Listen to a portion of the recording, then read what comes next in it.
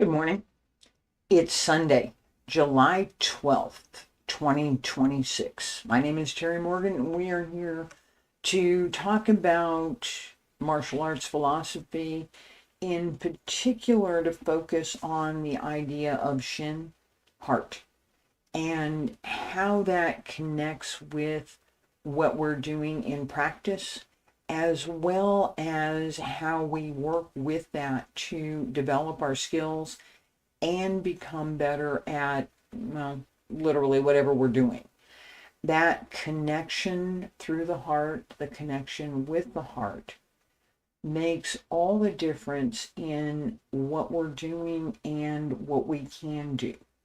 If we think about in terms of sports, someone who plays with heart, they've got they're dedicated to the sport. If it's a team sport, they want the team to succeed. There are all sorts of things that we think about when we think about a sports um, situation and someone playing with heart. That development had to happen.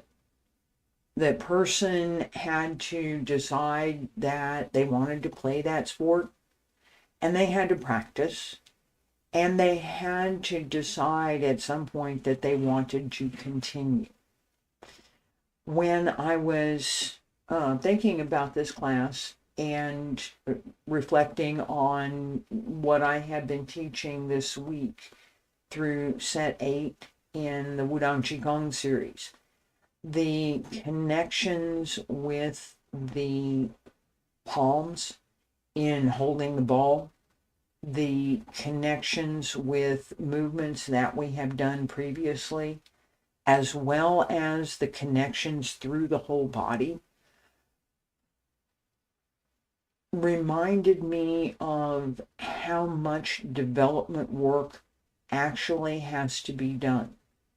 It's not instant. Knowing the move doesn't give you the connections. It doesn't. It it's the first step in that development process. And as I was, again, reflecting on classes and what I should teach, what I could teach, what am I going to do this morning? Right? I was thinking about all sorts of things. Well, I could do this, I could do that, and nothing was clear. Thoughts racing, couldn't catch anything. It was just busy, busy, busy, busy, busy. And that is counterproductive for a lot of things. And it's also kind of the opposite of what we want to achieve in practice. So I adjusted my posture, took several deep breaths, and paid attention to quieting the mind and quieting the heart in connection with each breath. So that Qigong practice, breathe in, breathe out, breathe in, release all of that noise, just let it go, breathe out, and cultivate that emptiness within that's not really empty. It's allowing what we have to settle, if you will, what we have in our mind to settle so that we have clarity. And now instead of having the proverbial pile of dirty laundry, I have a table with neatly folded clothes, a rack with nicely hung shirts, and a few odd pieces that are nicely hung on hangers and all put away. I can get them out whenever I feel like it. I can. That idea that we can clean up the room and make what we have, that mental capacity, that capacity for feeling, that capacity to learn, make that available so it's not cluttered. There's not a bunch of junk there. We clean it out and say, all right, there's room for something else to come in. That idea that we want to open the mind, open the heart, quiet the mind, quiet the heart, that we're not paying attention to anything in particular, that I'm not hanging on to some paradigm that I've learned years ago, that it must be this way because I've been through that. I started Tai Chi and I wasn't even 6 months in. And I saw somebody doing something else they said was Tai Chi. And I said, no, that's not Tai Chi. This is Tai Chi. And I was wrong. There are many kinds of Tai Chi. There are many different systems. I didn't know any better. I saw that and I said, well, no, that's not what this is. This is this. That confusion, that lack of knowledge was something that I started with and worked at so that I don't consider jumping to those conclusions quite so quickly anymore. That ability to be quiet and to listen is something that we absolutely want to develop as we practice. It wasn't something that I learned at the beginning. Could have helped, but it wasn't part of what we were paying attention to at that time. At that time, it was more about what the movements are and how to quiet the body. Not so much quieting the mind. That came later. And as I went through that development process, it became clear that each of us goes through a process of collecting and letting go of whatever it is that we've got in our mind, whatever we've got in our heart. We bring in new things. We let go of old things. We sometimes lose things that we might want. And that process of letting go is beneficial in that way too, because it helps us to recognize that what we have now, what we don't have now, what we might want, what we might not want, are part of a whole. It's not really an either or. It's more, today I want this, and maybe later, no, I don't. This morning, I would like to have pancakes. I have some pancake mix, and I can go make some pancakes. I can have that. That'd be good.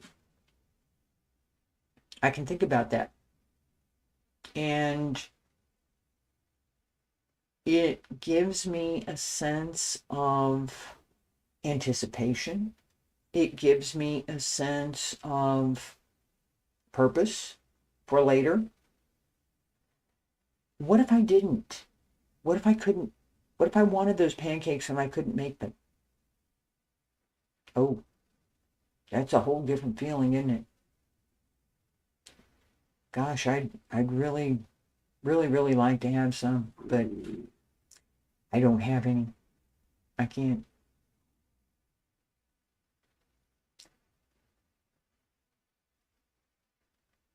I may feel angry.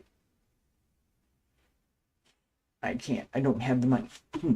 I can't have that because I don't have any way to do this. I can't cook it because I can't have that.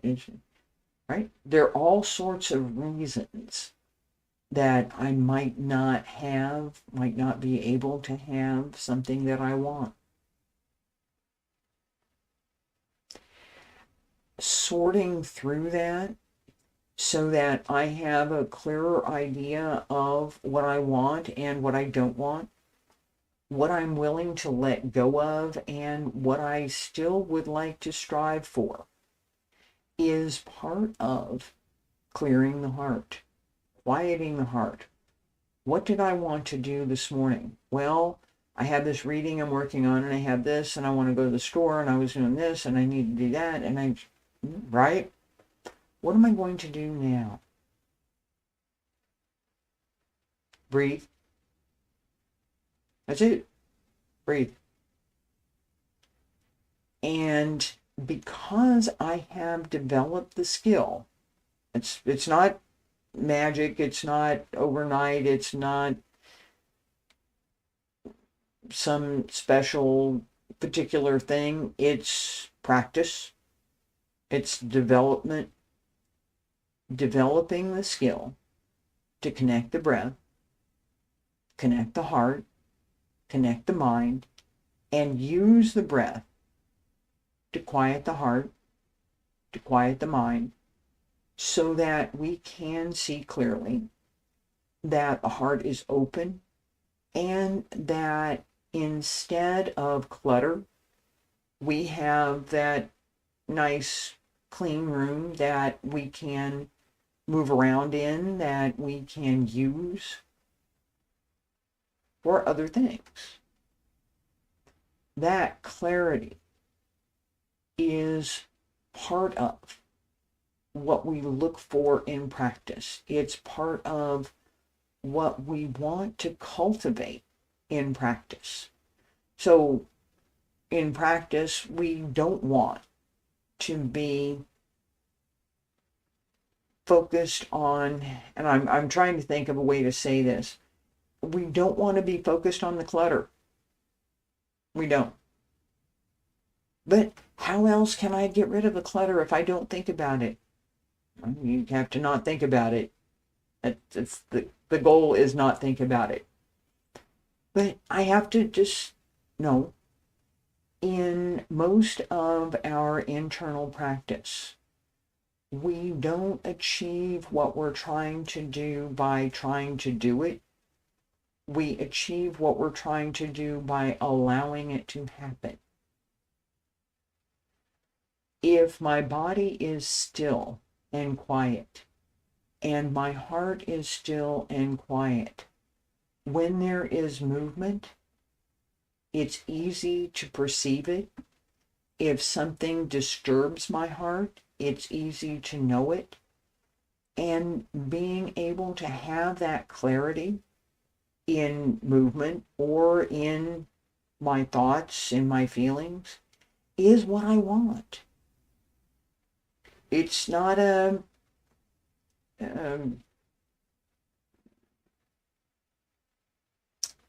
it's not something that we can think about, and now I can do this.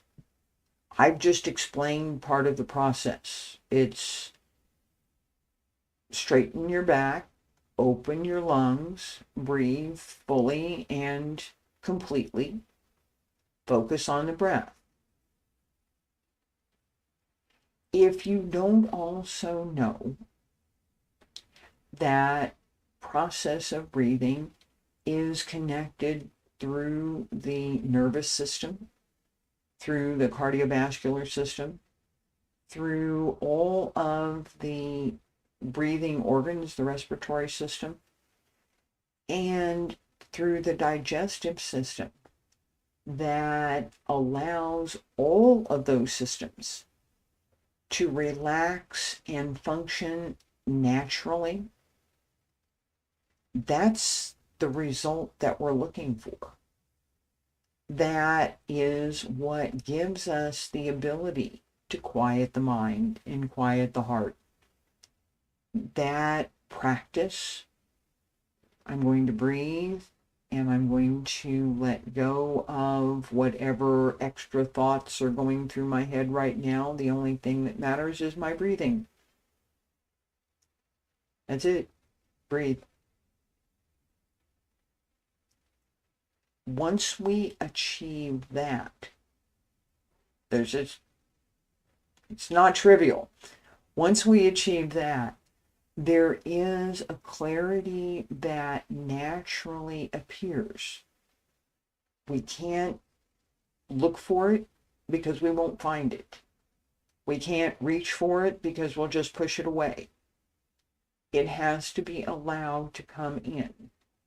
That opening is the kind of thing that I'm talking about when I talk about open the mind, quiet the mind, open the heart, quiet the heart, open the mind.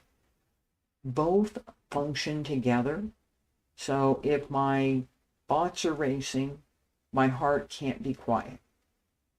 If my heart is disturbed by something that I want that I can't have, or by something I don't want that I'm being asked to take, I'm not quiet. I'm not quiet. I can't be quiet. That sense of what's going on. Is it something I want? Is it something I don't want? Becomes clearer as we're able to become quiet.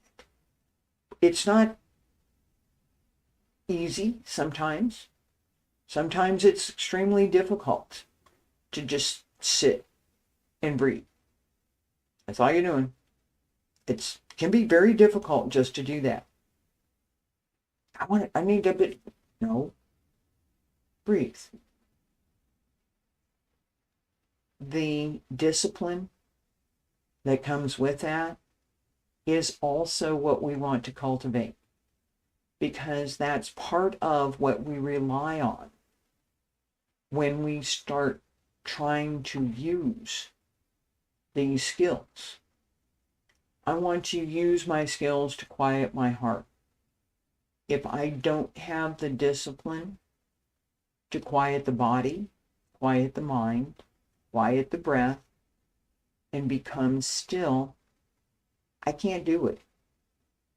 If I don't have the insight that comes with understanding that it's not something that I can overcome by willpower, it's something that I have to allow.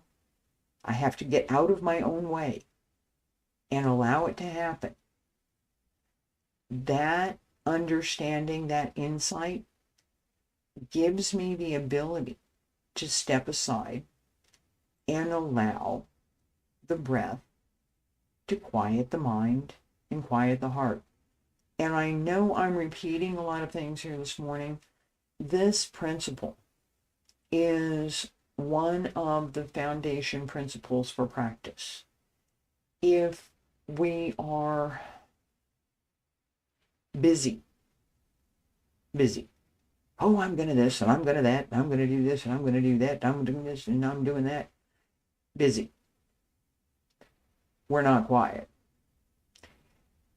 That level of busy interferes with the breath, and it interferes with being able to let go of those things that we don't want and begin to cultivate those things that we do want. It matters. In practice, we want to focus on those things we do want. I'm going to stop with this for this morning. The principles that we want to apply in practice also apply to all sorts of other things that we might do. So the sense of clarity that comes from being quiet has a positive effect on everything else that we do. Once we learn how to achieve that state, being quiet inside, so we turn down the noise, it's It's not difficult. It's not something that only a few people can achieve. It takes practice. It takes a little bit of work. And once you find it, it's very comfortable there. It really is. It's really quite comfortable. That achievement is something to take away, to hold on to, and to use as you continue to develop the skills in martial arts, the skills in Qigong, the skills in sorting out and sorting through what you have in your mind, what you have in your heart, so that you have the ability and the resources to do more. Thank you. I appreciate you being here today.